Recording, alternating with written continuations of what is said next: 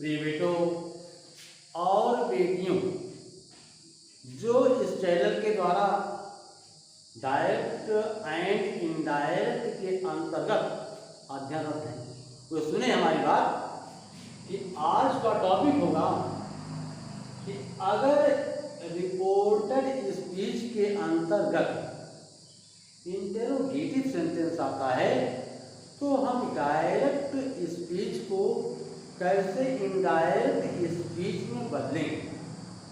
ध्यान दीजिए, अगर कोई हिंदी का वाक्य क्या शब्द से प्रारंभ होता है, जैसा क्या लिखा गया है, क्या वह क्रिकेट खेल रहा है, ठीक, ये हिंदी का वाक्य क्या शब्द से शुरू होगा। तो जब इसकी अंग्रेजी बनाई जाएगी तो उसी टेंस की एक्सिलरी वर्ब को सहायक क्रिया को कर्ता के हम पहले लिख देते हैं और हो गया is he playing the cricket. इसका अर्थ ये हुआ कि अगर कोई भी हिंदी का वाक्य क्या शब्द से प्रारंभ है जो प्रश्नवाचक वाक्य के रूप में है, वो अंग्रेजी में किसी सहायक क्रिया से ही शुरू होगा और उसका उत्तर केवल हाँ या नहीं में एक दिया जा सकता है। तो सहायक क्रिया से शुरू होकर के is he playing the cricket, अंत में क्वेश्चन मार्क लगा दिया गया। और अगर मान लीजिए किसी हिंदी के वाक्य में क्या, क्यों, कौन, कहाँ, कब, कैसे ये वाक्य के बीच में अगर आया है तो वही प्रश्नवाचक शब्द को हम कर्ता की या सहायक क्रिया के भी पहले लिखते हैं। जैसा क्या है, क्या वह क्रिकेट खेल रहा है, तो हो गया कि ही प्लेइंग क्रिकेट, और वह क्रिकेट क्यों खेल रहा है, why is he playing the cricket, दोनों अंतर हो गया। अब हम सबसे पहले बताएंगे कि अगर कोई इंटरोगेटिव सेंटेंस सहायक क्रिया से शुरू है तो कैसे इनडायरेक्ट नरेशन बदला जाएगा। जैसे एक वाक्य है, he said to me are you going there, going there, ठीक। अब यहां देखो, आर यू गोइंग देयर, ये रिपोर्टेड स्पीच ऐसे प्रश्नवाचक शब्द है इस रिपोर्टेड स्पीच में जो सहायक क्रिया से शुरू। तो जब हम परिवर्तन करेंगे तो सबसे पहला परिवर्तन होगा सेड के स्थान पर हम लिखेंगे आस्क। अगर यहाँ से होगा तो लिखेंगे आस्क, अगर यहाँ सेड होगा तो लिखेंगे आस्क, ठीक। He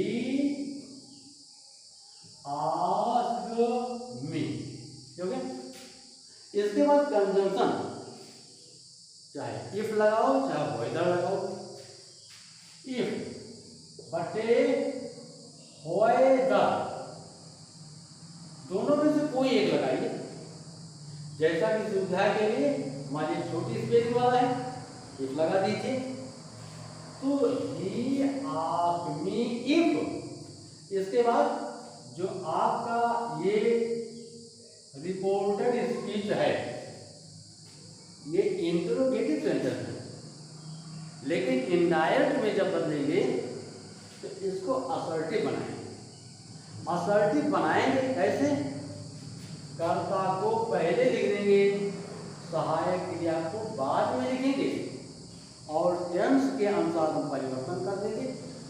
जैसा कि पहले हम बता चुके हैं जो भी नियम है कि रिपोर्टिंग वर्ब पास्ट टेंस में है तो रिपोर्टेड स्पीच के टेंस में परिवर्तन हो जाता है, वो भी परिवर्तन होगा, टेंस का परिवर्तन होगा, पर्सन का परिवर्तन होगा। होए इफ होया वेदर, यू को पहले लिखेंगे, यू सेकेंड पर्सन है, बदलेगा ऑब्जेक्ट के आधार पर। ऑब्जेक्ट मी है तो मी यहाँ फर्स्ट पर्सन हो जाएगा और हो जाएगा इफ या वेदर आई, टेंस का परिवर्तन होगा। ये प्रेजेंट कंटिन्यूअस है, change in the past continuous. If I was going there, और अंत में क्वेश्चन मार्क हटा दिया जाएगा। अंत में जो क्वेश्चन मार्क हटा दिया जाएगा। अब यहां हो गया ही आस्क्ड मी इफ या वेदर आई वाज गोइंग। कल्पना कीजिए यहां पर अगर गोइंग के स्थान पर कमिंग हियर होता ना, आर यू कमिंग हियर, तो यहां लिखा जाता whether I was going here. निकटतावाची शब्द दूरीवाची शब्द में बदल जाता है, क्योंकि इस नियम को पहले बता चुके हैं कि यदि रिपोर्टिंग वर्ब पास्ट टेंस में है तो रिपोर्टेड स्पीच के टेंस में परिवर्तन हो जाएगा, प्रेजेंट का सब पास्ट में ना, जैसा कि हम बताए वही चीज परिवर्तन हो जाएगा यहां पर भी। और अगर मान लीजिए यहीं पर अगर होता कि आई say to you, I say to you, comma in order comma start, आई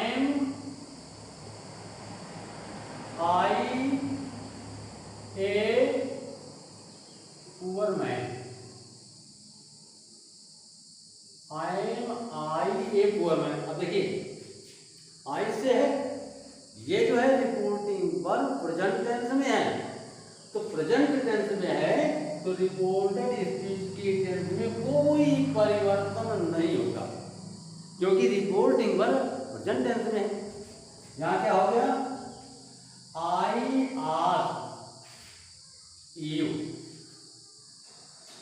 और इसके स्थान पर ये क्या होगा, आई जुलाई, जैसा तुम चाहते हो। If I ask you, if ये फर्स्ट पर्सन है, ये चेंज होता है सब्जेक्ट के आधार पर, और सब्जेक्ट भी क्या है, आई है, फर्स्ट पर्सन है। इफ आई, कोई परिवर्तन नहीं होगा। If I am a poor man, अन्य कोई समान नहीं रहेगा। इसी प्रकार अगर मान लीजिए यहां पर फ्यूचर टेंस में आता, लिखा जाता यहां पर कि आई या ही विल से, he will say, comma in order comma start, I you, पहले परिवर्तन कीजिए, क्या हैज ही गॉन दियर।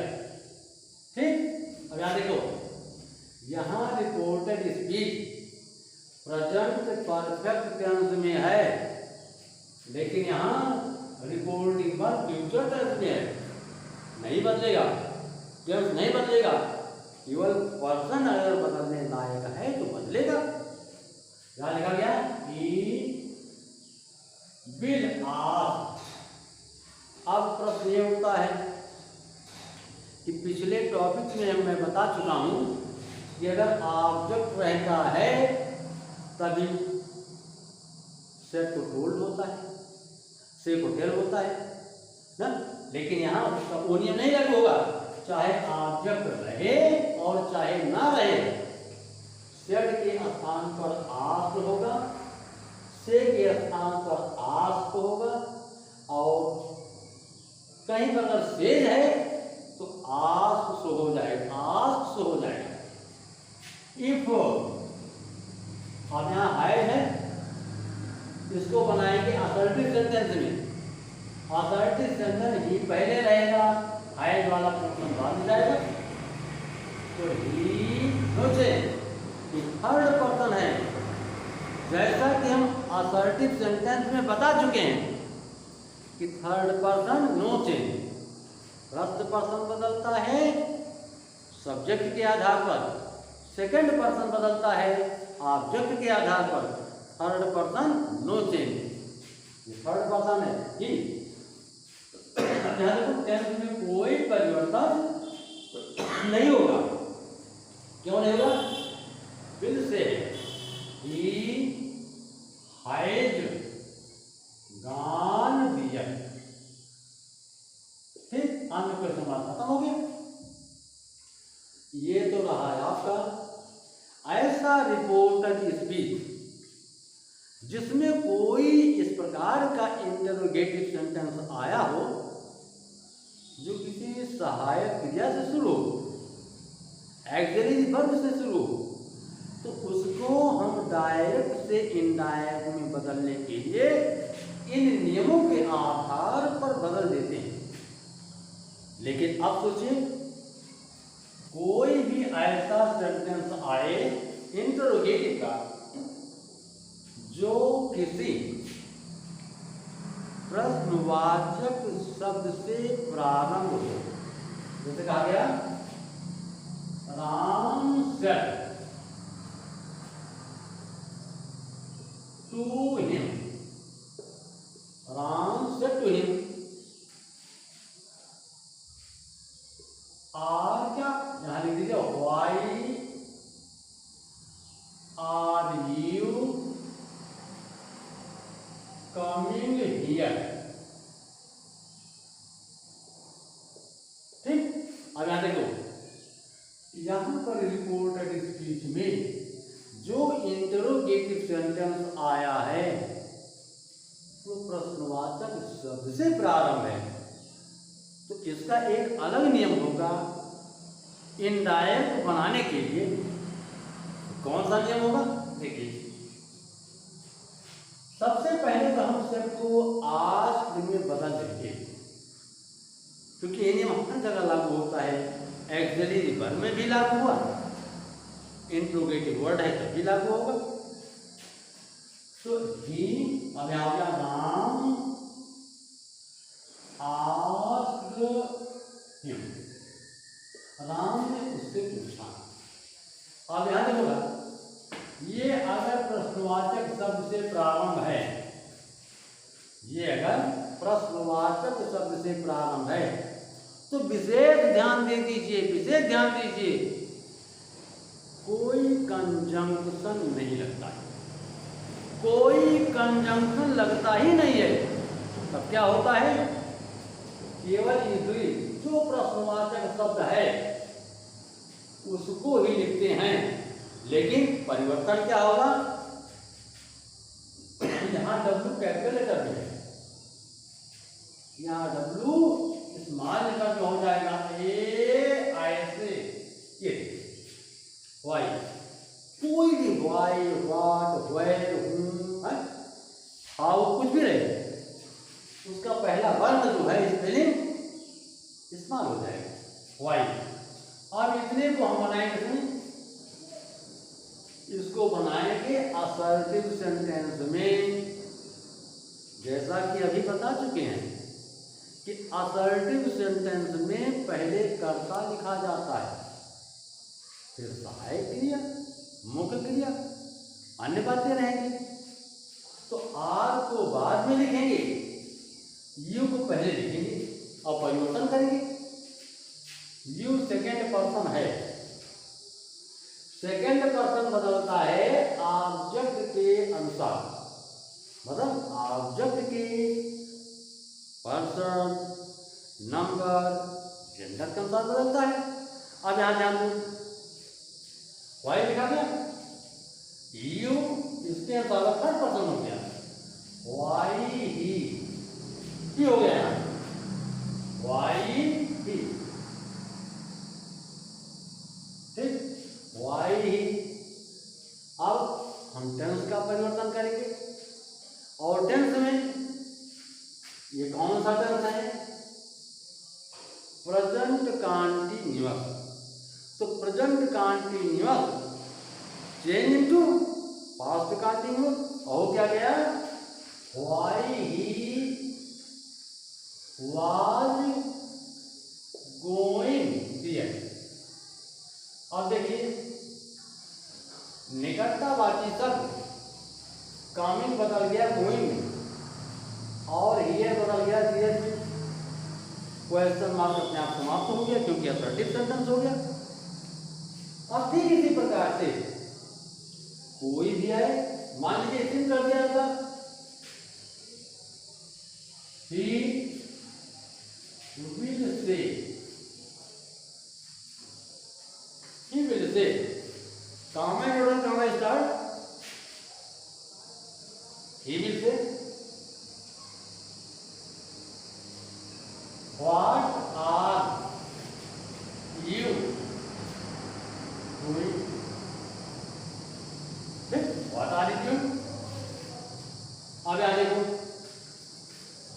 ये फ्यूचर टेंस में है, यहां रिपोर्टिंग वर्ब फ्यूचर टेंस में है, विल से है ना, तो जब परिवर्तन होगा तो लिखा जाएगा ही विल आस्क, चाहे ऑब्जेक्ट हो चाहे ना हो, लेकिन से को हम आस्क में लिखेंगे। वाई है प्रश्नवाचक शब्द है, कोई कंडीशन नहीं होगा, केवल डब्ल्यू को इस्तेमाल कर देंगे बस। वाई आर यू डूइंग, अब यहाँ यू को पहले लिखेंगे और यहाँ कोई ऑब्जेक्ट है ही नहीं है, कोई ऑब्जेक्ट इसमें नहीं है, थर्ड पर्सन हो गया। वाई ही वाज नहीं होगा, वाई ही इज। और देखिए यू के साथ सहायक क्रिया आ रहे हैं, तो ही के साथ सहायक क्रिया इज होगा। वाई ही इज डूइंग, अंत में फुल स्टॉप होगा, क्वेश्चन मार्क हटा दीजिए। आगे देखिए, मान लीजिए टेंस और पर्सन का परिवर्तन तो हम पहले बता चुके हैं, ठीक वही स्थिति यहां पर भी रहेगी। और मान लीजिए बड़ा से बड़ा वाक्य, कल्पना कीजिए, मान लीजिए बड़े से बड़े दो वाक्य हम बोल रहे हैं,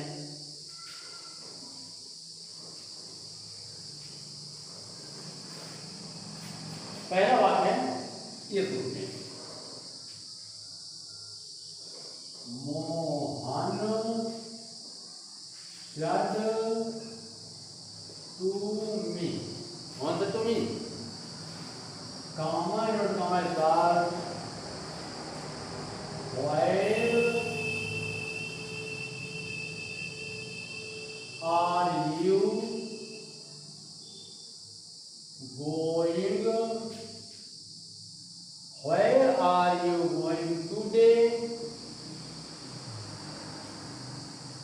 with your brother,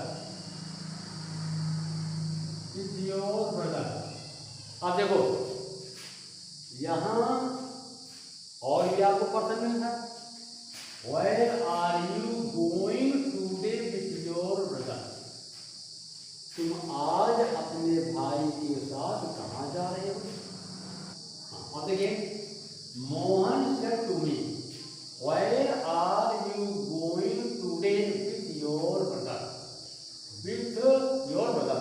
अब ध्यान देखो कि यहाँ जो है पर्सन यू भी है योर भी है, जब चेंज करेंगे हम तो हो जाएगा मोहन आस्क्ड मी,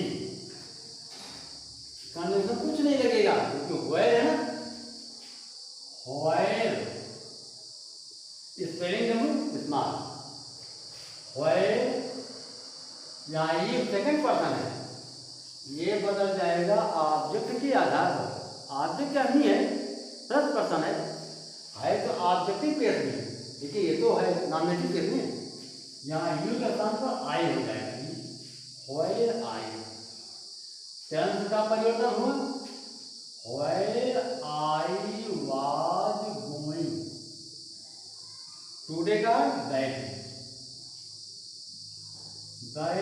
डे विथ, फिर पर्सन आ गया योर, पॉजिटिव केस में ये बदलेगा ऑब्जेक्ट के आधार पर, सेकंड पर्सन ना, ये ऑब्जेक्ट के आधार पर बदलेगा, लेकिन ये पॉजेसिव ही रह जाएगा फर्स्ट पर्सन में, विथ माई ब्रदर। ठीक, अब देखिए क्वेश्चन मार्क है ना, फिलता बोले। इसके बाद और भी देख लीजिए, जैसा कि हम बताए थे असर्टिव सेंटेंस में कि अगर रिपोर्टिंग वर्ब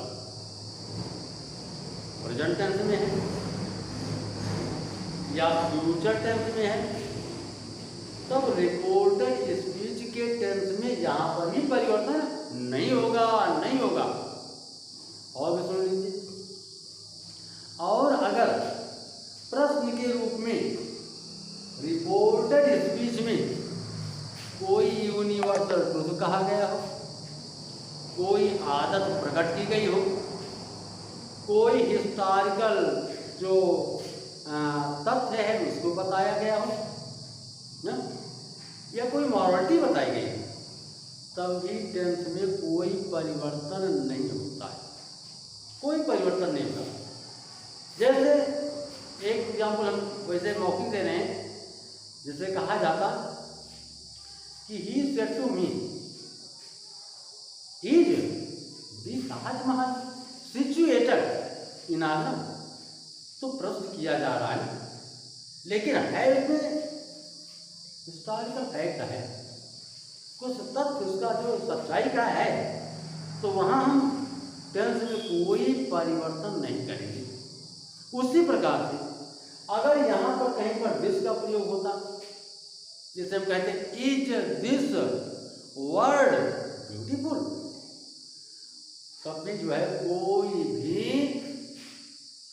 टेंस का परिवर्तन नहीं होगा, माने केवल परिवर्तन होगा पर्सन का परिवर्तन होगा, टेंस का कोई परिवर्तन नहीं होना है।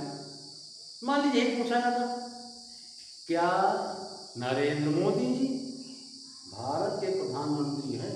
तो आज भी तो हैं, तो तब तक वो आज नहीं रहेगा जब तक कि वे उनका कार्यकाल पूरा नहीं हो जाएगा, बाद में कोई पूछेगा। तो यहाँ पर ध्यान दीजिए इस बात को, जो पहले नियम बताए गए हैं उनका भी यहाँ पर प्रयोग आवश्यक है, उसको भी सीखना आवश्यक है। इसलिए ये डायरेक्ट और इनडायरेक्ट का टॉपिक देखो तो क्रम से देखो, क्रम से देखने पर आपको लाभ मिलेगा। अगर आपको क्रम से पढ़ना है तो सबसे पहले आप चैनल पर जाइए, प्लेलिस्ट को देखिए, पहला भाग, दूसरा भाग, मतलब first portion, second portion, third portion, और इसको देखने के पश्चात ही हमने इसको क्रम से बना दिया है कि पहला भाग क्या है, असर्टिव वाला है, असर्टिव 3 भाग में है। फिर देखिए इंट्रोगेटिव आपका आ गया, इसी प्रकार से आगे चल करके इंपरेटिव होगा, एक्सक्लेमेटरी होगा, ऑप्टेटिव होगा, कुछ होगा। तो यहाँ देखने का नजरिया, देखने का ढंग आपका ये होगा कि पहले आप चैनल पर जाएं, फिर प्लेलिस्ट देखें, फिर उसके पश्चात जो है जो आपकी इच्छा हो क्रम से आप देखते रहे उसको। क्रम से देखने में आपको बहुत बड़ा लाभ मिलेगा, क्योंकि एक भाग में वो पूरा पहले वाला नियम नहीं बताया जाता है, एक संकेत दिया जाता है। इस नाते हमारा कहना है कि प्लेलिस्ट को देख करके आप देखा करें। दूसरी बात है कि मैं पुनः आपसे कहता हूँ, मेरे प्यारे बच्चों, बेटों और बेटियों, छात्रों और छात्राओं और अन्य दर्शकगण, हम आपसे यही कहेंगे कि अगर आपको ये चैनल या मेरा अध्यापन का खुश कर दे, आपको पसंद आए आपको, तो सब्सक्राइब जरूर कर दिया करें। उससे हमारा मनोबल बढ़ेगा, हमारा मनोबल बढ़ेगा, हमारे अंदर एक नया जोश आएगा, नई उमंग आएगी। उस उमंग के साथ हम आपके बीच और अच्छी अच्छी बातों को प्रस्तुत किया करेंगे। लेकिन साथ साथ मैं भी कहना चाहूँगा, अगर कुछ कमियाँ हैं उसको छुपाइए नहीं, जरूर कमियों को हम तक पहुँचाइएगा। अपने काम में सुधार, हम उसे सुधार लाने का प्रयास, इम्प्रूवमेंट करेंगे, उसमें सुधार लाने का प्रयास करेंगे। देखिए हम ग्रामर पढ़ा रहे हैं, ये रोज करके पढ़ा रहे हैं, हम तो भारतवासी हैं, हमारी मदर टंग हिंदी है, तो हिंदी की पृष्ठभूमि में हम अंग्रेजी भाषा को सजाते हैं, तब परिवर्तन करते हैं। तो जो हिंदी भाषी बच्चे हैं वह भी इसको समझ सकते हैं, जो अंग्रेजी भाषी हैं जिनका मीडियम इंग्लिश है वो भी इसको समझ सकते हैं। और इसके बाद आप लोग कोरोना संकट से जो जूझ रहे हैं उससे निपटने के लिए दूरी बनाए रखिए, मास्क का प्रयोग कीजिए, साबुन को हाथ धोया कीजिए, लेकिन वीडियो देखना मत भूलिए, इससे ज्ञान अर्जन कीजिए। धन्यवाद मेरे प्यारे बच्चों।